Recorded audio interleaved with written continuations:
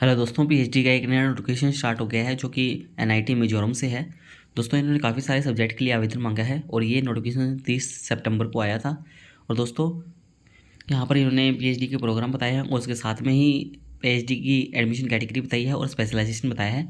जैसे कि electronics and communication engineering के अंदर आप देख सकते हैं कि इन्होंने फुल टाइम रेगुलर और अंडर इंस्टीट्यूट और विश्वविद्यालय पीएचडी स्कीम और full time sponsored self finance part time सभी के लिए आवेदन मांगा है और साथ में स्पेशलाइजेशन दिए हुए हैं। तो आप देख सकते हैं काफ़ी सारी स्पेशलाइजेशन है।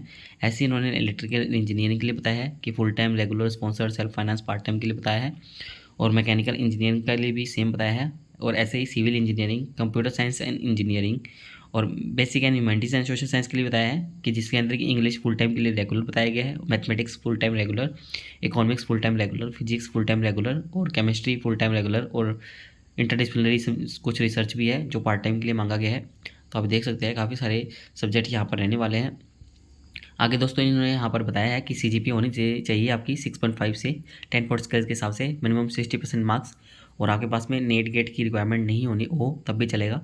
और बैचलर डिग्री यदि आपके पास में है 7.5 सीजीपी से 70% मार्क्स है वैलिड गेट स्कोर के साथ में तो आप इसके अंदर आवेदन कर सकते हैं फुल टाइम कैटेगरी के अंदर में। और यदि आपके पास में थर्ड ईयर की बीटेक डिग्री है यानी कि आपके पास में थर्ड ईयर के अंदर आप है एनआईटी मिजोरम से ही कंप्लीट कर रहे हैं, थर्ड ईयर के अंदर कंप्लीट कर चुके हैं, फोर्थ ईयर के अंदर आ गए हैं, तब भी आप इसके अंदर आवेदन कर सकते हैं। या आपने एमटेक फर्स्ट ईयर कंप्लीट कर लिया है 2 सेमेस्टर की 8.0 सीजीपीए से तब भी आप इसके अंदर आवेदन कर सकते हैं।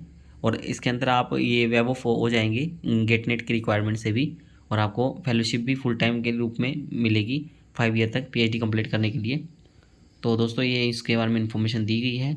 और आगे इन्होंने पीएचडी साइंस के लिए बताया है कि जो फिजिक्स केमिस्ट्री मैथमेटिक्स के अंदर अप्लाई करेंगे उनके पास में मास्टर डिग्री होनी चाहिए फिजिक्स केमिस्ट्री मैथमेटिक्स के अंदर रिकॉग्नाइज्ड यूनिवर्सिटी से मिनिमम 6.5 सीजीपीए से यानी कि 60% मिनिमम मार्क्स हो, गेट नेट रिक्वायर्ड नहीं है। और ऐसे ही PhD in humanities and social science के लिए बताया है इंग्लिश और इकोनॉमिक्स के लिए कि आपकी डिग्री इसी के अंदर होनी चाहिए और 6.0 सीजीपीए होनी चाहिए, मिनिमम 50% मार्क्स होने चाहिए, नेट गेट कोई रिक्वायरमेंट नहीं है। और SC/ST को 5% का रिलैक्सेशन मिलेगा, उनको 50% मार्क्स चाहिए होंगे। और कैटेगरीज बताई गई है स्टूडेंट्स के लिए, जैसे कि फुल टाइम कैटेगरी के अंदर इन्होंने रेगुलर बताई है कि जो असिस्टेंटशिप मिलेगी जिनको इंस्टीट्यूट फेलोशिप मिलेगी और कोई स्पॉन्सर्ड हो जो कि इसको कोई R&D वगैरह ऑर्गेनाइजेशन वगैरह में काम कर रहे हो। तीसरा सेल्फ फाइनेंस के अंदर हो और प्रोजेक्ट स्टाफ हो, यदि कोई यूनिवर्सिटी के अंदर कोई प्रोजेक्ट के अंडर में हो तो वो भी इसके अंदर आवेदन कर सकते हैं। और पार्ट टाइम के अंदर भी इसके अंदर आवेदन कर सकते हैं, बस आपको NOC सबमिट करवानी होगी।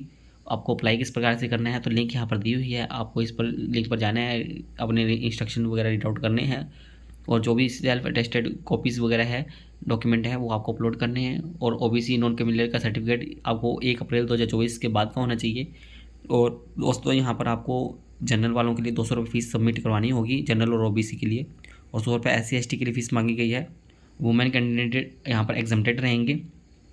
और दोस्तों यहाँ पर फॉर्म बताए गए हैं, स्पॉन्सर कैटेगरी के लिए फॉर्म नंबर 1 आपको अपलोड करना है और 9 जैसे सर्टिफिकेट के लिए फॉर्म नंबर 2 है दिया हुआ है जो प्रोजेक्ट स्टाफ कैटेगरी के अंदर भी आते हैं। और जो 9 जैसे सर्टिफिकेट है कहीं आप जॉब कर रहे हैं तो पार्ट टाइम वालों के लिए भी फॉर्म नंबर 3 है। और 5th नंबर फॉर्म 9 जैसे सर्टिफिकेट है एनआईटी म्यूजियम से है, पार्ट टाइम कर रहे हैं तो ये कुछ इन्फॉर्मेशन यहाँ पर दी हुई है। और दोस्तों आपको ये 8 नवंबर तक आवेदन कर सकते हैं। 8 नवंबर तक के बाद में दोस्तों आपको ये हार्ड कॉपी आपको फिलअप की हुई कंप्लीट करके जो आपको ये प्रोड्यूस करनी होगी, रिटन टेस्ट होगा या इंटरव्यू होगा, ये आपको फिलअप करके रखनी है। और जो ये हार्ड कॉपी फिलअप करके जो एप्लीकेशन निकलेगी प्रिंट आउट करके रख लेना है आपके पास में।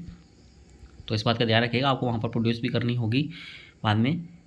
और फाइनली जो सिलेक्टेड कैंडिडेट होंगी उनकी लिस्ट वेबसाइट पर आ जाएगी। आपको यूनिवर्सिटी वेबसाइट रेगुलर विजिट करते रहना है और जो भी बाकी प्रोसेस होगी वो बाद में आपको पता लग जाएगी। दोस्तों इंपॉर्टेंट डेट की बात करें तो यहाँ पर 8 नवंबर लास्ट डेट रहने वाली है। उसके बाद में शॉर्ट लिस्ट कैंडिडेट की लिस्ट 13 नवंबर को अपलोड कर दी जाएगी। उसके बाद में आपको हार्ड कॉपी सबमिट भी करवानी है सपोर्टिंग डॉक्यूमेंट के साथ में वेरिफिकेशन के लिए बाद में, और रिजल्ट बाद में अनाउंस कर दिया जाएगा। यहाँ पर कुछ इन्फॉर्मेशन और भी दी गई है कि टेस्ट और इंटरव्यू शॉर्ट लिस्ट कैंडिडेट 14 से 20 नवंबर रहेगा और फाइनल लिस्ट सिलेक्टेड कैंडिडेट की 29 नवंबर को आ जाएगी। और ऑनलाइन पेमेंट जो करनी होगी आपको 1 से 10 दिसंबर के बीच में करनी होगी, जो फीस करनी होगी बाद में। और रजिस्ट्रेशन ज्वाइनिंग वगैरह के लिए 13 से 17 जनवरी रहेगी। और यहाँ पर आपको कंपलसरी फिजिकल रजिस्ट्रेशन ही करवाना होगा फुल टाइम वालों के लिए, रेगुलर स्पॉन्सर वालों के लिए, सभी के लिए ही, तो वहाँ पर जाना होगा। दोस्तों ये इसके बारे में इन्फॉर्मेशन दी गई है छोटी सी, और इसके रिगार्डिंग जो भी लिंक है और इस नोटिफिकेशन की लिंक वो हम आपको अब हमारी वेबसाइट पर दे देंगे, जहाँ से आप जा पाएंगे और सभी नोटिफिकेशन की लिंक भी देख पाएंगे। दोस्तों उम्मीद करते हैं आपको हमारे द्वारा दी गई जानकारी अच्छी लगी होगी। यदि आपको हमारे द्वारा दी गई जानकारी अच्छी लगी हो तो आप हमारे चैनल को सब्सक्राइब कर सकते हैं और आप हमसे टेलीग्राम पर भी जुड़ सकते हैं ऐसे ही PhD से रिलेटेड नए अपडेट के लिए।